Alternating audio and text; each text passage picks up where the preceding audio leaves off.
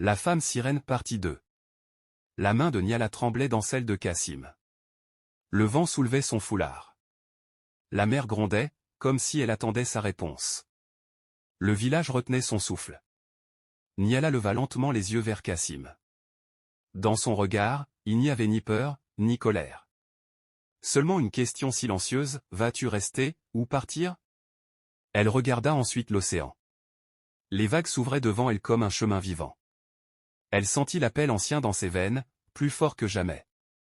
Alors, doucement, elle retira sa main de celle de Cassim. Un murmure traversa la foule. Elle fit un pas vers la mer. Puis un autre. Cassim avança à son tour. Niala, ne me laisse pas. Elle s'arrêta. Son cœur battait si fort qu'elle croyait que tout le monde l'entendait. Je ne fuis pas. Murmura-t-elle. Je protège ce que je suis. Elle entra dans l'eau. Le village la regardait.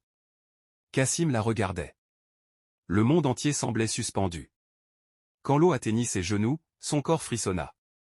Quand elle atteignit la taille, la transformation commença. Ses jambes s'illuminèrent. L'écume tourna autour d'elle. La queue de sirène apparut lentement, brillante, vivante, magnifique. Un cri s'échappa de la foule. Des enfants reculèrent. Des femmes se couvrirent la bouche. Cassim resta immobile, incapable de détourner les yeux. Niala se retourna une dernière fois vers le rivage. Vers Cassim. Vers ce monde qu'elle aimait. Leurs regards se croisèrent. Et dans ce silence, Cassim comprit, ce n'était pas une fin, c'était un passage. Niala plongea dans la mer. Les vagues se refermèrent sur elle. La surface redevint calme. Mais au loin, sous l'eau claire, une lumière bleutée s'éloignait encore. Cassim resta debout longtemps. Le village se dispersa lentement. Personne ne parla. Cette nuit-là, Cassim ne dormit pas. Car au fond de son cœur, il le sentait, ce n'était pas leur dernière rencontre.